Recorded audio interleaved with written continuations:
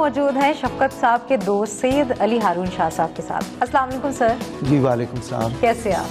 बस खैरियत है जी। मैंने सुना आपकी दोस्ती बहुत पुरानी है, कितना अरसा हुआ है? हम लोगों की दोस्ती शुरू हुई थी जी 1965 से। अच्छा, जब हमने गवर्नमेंट कॉलेज ज्वाइन किया जनवरी 1965 से। तो फिर तो आप बेस्ट बडीज हो गए, प्लैटिनम जुबली मनाएंगे दोस्ती की, है ना? बिल्कुल, अब तो वो वाकई इतना टाइम हो गया। आपसे बात करते हुए ख्याल आया कि यार 50 साल हो गए हमें, हाँ हमें करनी चाहिए कुछ। माशाल्लाह 50 years ऑफ फ्रेंडशिप, 50 years जबरदस्त। हमें सेलिब्रेट करनी चाहिए शाह जी। हाँ जी बिल्कुल है जी, हाँ। क्योंकि इतने नशेबा फराज आपने इकट्ठे देखे होते हैं। हमने कॉलेज में शरारतें की, मारे लड़ाइयाँ की, मारे अच्छा, तो आपने कॉलेज वाली बात से याद आया कि आप तो हॉस्टल में होते थे जी, है ना, कॉलेज में, और फिर आपके घर आना जाना होता था। वो इतना हमारा फजूल खाना होता था हॉस्टल में। तो हम कोई ना कोई बहाना ढूंढ के, वैसे तो शारी बड़े हॉस्पिटेबल आदमी हैं, अच्छा।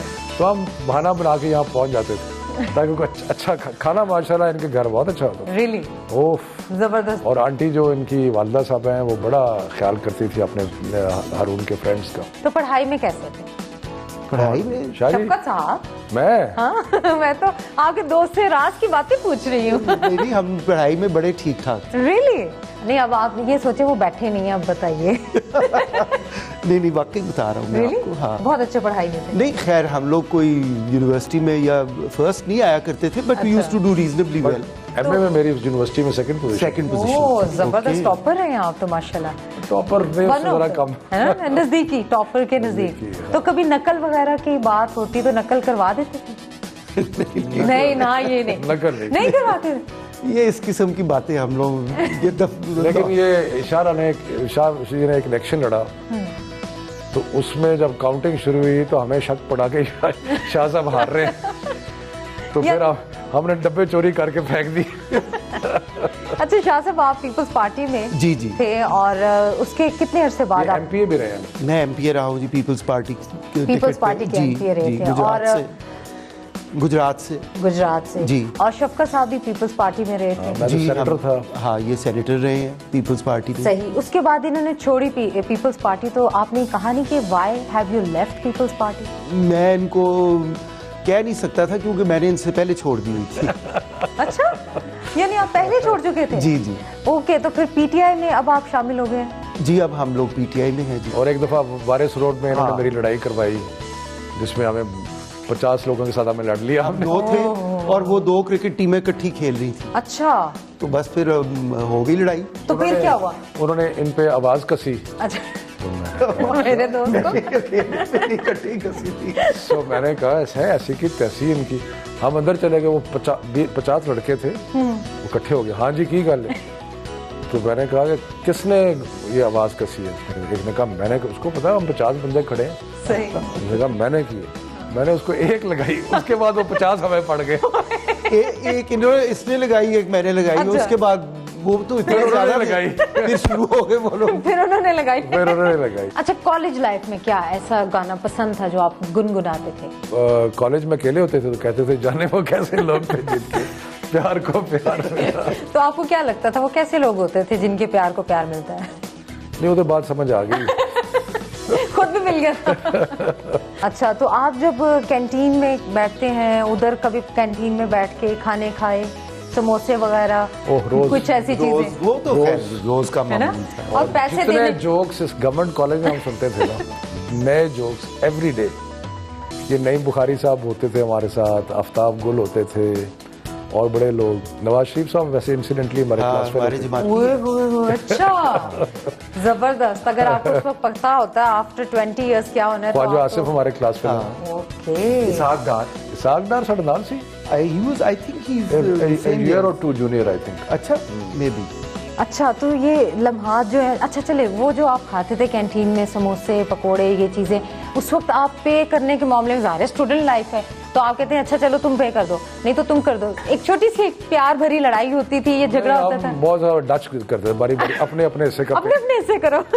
डच वो सबसे बेहतर रहता है ना, वरना ये होता है कि अच्छा चलो मैं आ रहा हूँ, अपना खाना खाए और गायब बाद में दोस्त। ओके, नहीं। Thank you so very much sir.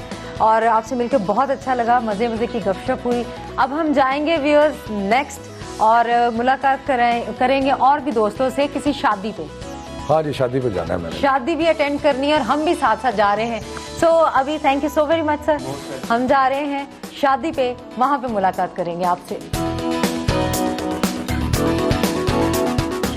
फिर इस वक्त हम हैं एक यहाँ गैरिसन हॉल में, जहाँ पे शादी की तकरीब में शफकत महमूद साहब आ रहे हैं और इनकी एक पॉलिटिकल वर्कर हैं जिनकी बेटी की शादी है। सो किनकी बेटी की शादी है? जी, वो डॉक्टर हैं हमारी बड़ी हमारा एक इंसाफ प्रोफेशनल फोरम है, उसकी बड़ी इम्पोर्टेंट है डॉक्टर साइका। अच्छा, उनकी बेटी की शादी। उनकी बेटी की शादी।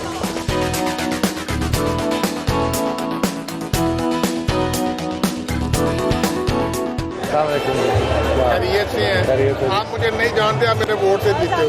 अच्छा, बड़ी मेहरबानी, बड़ी मेहरबानी। My son took me and my wife पर force अच्छा, के चले इमरान खान को वोट डाले।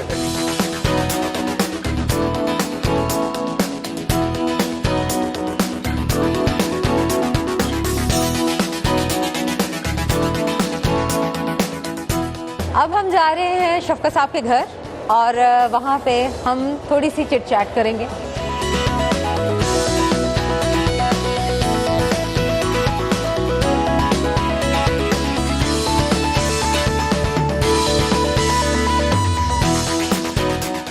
हम यहाँ घर आ चुके हैं शफकत महमूद साहब के। टीवी लाउंज है। आप मसरूफियत जब खत्म होती है तो टीवी को टाइम देते हैं? टीवी ज़रूर देखते हैं, टॉक शोज जब मौका मिलता है देख लेते हैं। मूवीज़ पहले तो ज़्यादा शौक था, अब मौका नहीं मिलता मूवीज़ देखने का। बिल्कुल भी बहुत कम है। बड़े दिनों से सोच रहा हूँ कि पीके देखनी चाहिए। अच्छा। लेकिन समहाउ कोई मौका आ नहीं रहा कि जाके पीके देखें। बिल्कुल मौका नहीं मिल रहा, टाइम नहीं मिल रहा।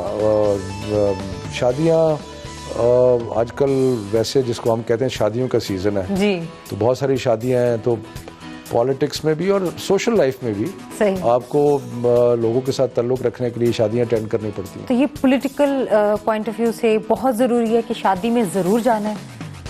पॉलिटिकल पॉइंट ऑफ व्यू से भी और सोशल पॉइंट जिनसे आपका ताल्लुक़ है, अगर आप उनकी शादी गमी हम कहते हैं पंजाबी में जी, कि शादी गमी में आप नहीं जाएंगे तो फिर लोगों के साथ ताल्लुक़ नहीं बनता। अच्छा मुझे ये बताइए सर कि ये जो सियासत है इसकी एक कहते हैं कुर्सी की एक चाहत होती है, जब पावर आ जाती है तो वो हवस में बदल जाती है। लोग भूल जाते हैं, जो पॉलिटिशियन है जब इक़्तिदार में आता है भूल जाता है मैंने वादे क्या किए हैं। क्या पीटीआई के जो आप जो है वज़ीर आज़म या सदर बन जाए, वज़रा बन जाए, क्या आप भूल जाएंगे?